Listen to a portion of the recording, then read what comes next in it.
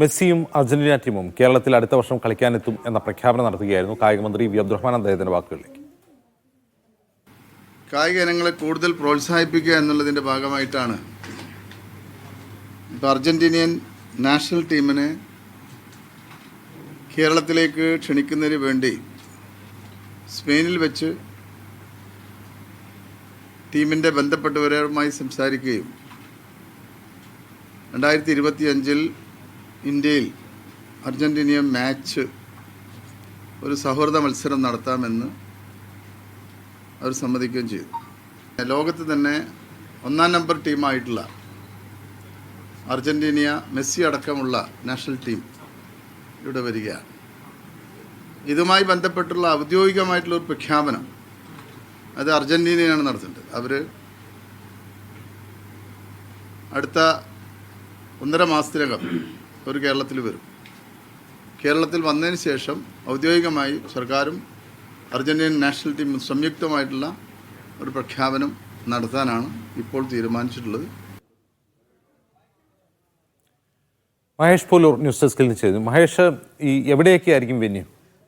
അജിംസ്, നിലവിലെ സാഹചര്യം അനുസരിച്ച് തിരുവനന്തപുരവും ഒപ്പം കൊച്ചിയും മാത്രമാണ് നമുക്ക് അത്യാവശ്യമെങ്കിലും സൗകര്യമുള്ള 2 സ്റ്റേഡിയങ്ങൾ ഉള്ളത്. ഒന്ന് ഗ്രീൻഫീൽഡ് സ്റ്റേഡിയവും ഒന്ന് കലൂർ രാജ്യാന്തര സ്റ്റേഡിയവും. പക്ഷേ കലൂർ രാജ്യാന്തര സ്റ്റേഡിയം ഏഷ്യൻ ഫുട്ബോൾ കോൺഫെഡറേഷൻ പോലും ആ സ്റ്റേഡിയത്തിൻ്റെ ഇൻഫ്രാസ്ട്രക്ചർ, നിലവിലുള്ള സൗകര്യത്തെക്കുറിച്ച് വലിയ വിമർശനങ്ങൾ ഉന്നയിച്ച ഒരു സാഹചര്യമുണ്ട്.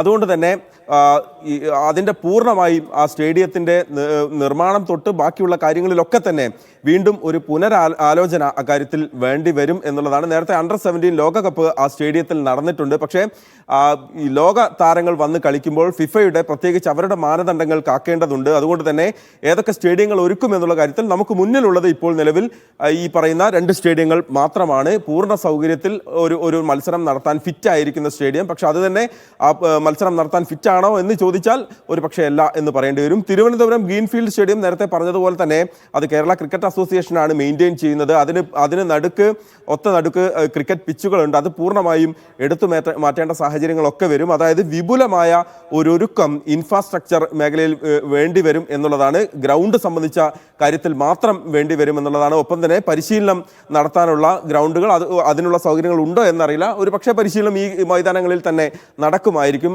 അത് മാത്രമല്ല, ഈ ടീം വരുമ്പോൾ അവർക്ക് താമസിക്കാനുള്ള സൗകര്യങ്ങൾ ഉൾപ്പെടെയുള്ള കാര്യങ്ങളുണ്ട്. അവരെ സ്വീകരിക്കേണ്ട കാര്യങ്ങൾ ഉൾപ്പെടെയുണ്ട്. എന്തായാലും മത്സരത്തിന് സാധ്യതയുള്ളത് നിലവിൽ കൊച്ചിയും തിരുവനന്തപുരവുമാണ്. മറ്റൊരിടത്തേക്ക്, പ്രത്യേകിച്ച് മലബാർ മേഖലയിലേക്കൊന്നും ഈ സാഹചര്യത്തിൽ ചിന്തിക്കാൻ പറ്റുന്ന ഒരു സാഹചര്യമില്ല. പക്ഷേ കൊച്ചിയും തിരുവനന്തപുരവും ഏതൊക്കെ ടീം വന്ന് കളിക്കും എന്നുള്ള ഒരു കാര്യം കൂടി, ഏഷ്യയിലെ ഏറ്റവും മികച്ച ഒരു ഫുട്ബോൾ ക്ലബ്ബ് എത്തിയേക്കാം എന്നുള്ള ചില സൂചനകളുണ്ട്. ഇന്ത്യൻ ദേശീയ ടീമും ഒരു പ്രദർശന മത്സരത്തിന് ഇറങ്ങിയേക്കും എന്നുള്ള സൂചനകളൊക്കെയുണ്ട്. പക്ഷേ ഇതൊന്നും സ്ഥിരീകരിക്കാത്ത റിപ്പോർട്ടുകൾ തന്നെയാണ്. ഏതൊക്കെ എതിർ ടീമുകളായി എത്തും എന്നുള്ള കാര്യത്തിൽ ഇപ്പോൾ അറിയേണ്ടതുണ്ട്. നേരത്തെ മന്ത്രി തന്നെ പറഞ്ഞു കഴിഞ്ഞു, അർജന്റീനിയൻ ഫുട്ബോൾ അസോസിയേഷനാണ് ഇക്കാര്യത്തിൽ ഒരു അന്തിമ തീരുമാനം പറയേണ്ടത്. പക്ഷേ നമ്മളെ ഇങ്ങോട്ട് വരണം എന്നുള്ള ക്ഷണം അർജന്റീന സ്വീകരിച്ചു എന്നുള്ളതാണ് മന്ത്രിയുടെ വാക്കുകളിൽ നിന്ന് മനസ്സിലാക്കേണ്ടത്. അത് മെസ്സി ഉൾപ്പെടെയുള്ള താരങ്ങളെ കേരളത്തിലേക്ക് കൊണ്ടുവരണം എന്നുള്ള അഭ്യർത്ഥന അർജന്റീന ചെവിക്കൊണ്ടു എന്നുള്ളതാണ് നമ്മൾ മനസ്സിലാക്കുന്നത്. എന്തായാലും കേരളത്തിലെ ആരാധകർ വലിയ കാത്തിരിപ്പിൽ തന്നെയാണ് അജിംസ് ഉള്ളത്. ലയണൽ മെസ്സിക്കൊപ്പം ആരൊക്കെ വരും? കഴിഞ്ഞ ലോകകപ്പ് ഉയർത്തിയ ഏതൊക്കെ താരങ്ങൾ ഇങ്ങോട്ടേക്ക് എത്തും? എമിലിയാനോ മാർട്ടിനസ് ഉണ്ടാകുമോ? ലൗത്താരോ മാർട്ടിനസ് ഉണ്ടാകുമോ? ഡീപോൾ ഉണ്ടാകുമോ? അങ്ങനെ ആരാധകർ കാത്തിരിക്കുന്ന അവരുടെ ഒരു ആകാംക്ഷയുണ്ട്. അതുകൊണ്ട് തന്നെ ആ ടീമിൽ ആരൊക്കെ ഉണ്ടാകും എന്നുള്ള ഒരു കാത്തിരിപ്പും കൂടിയുണ്ട്.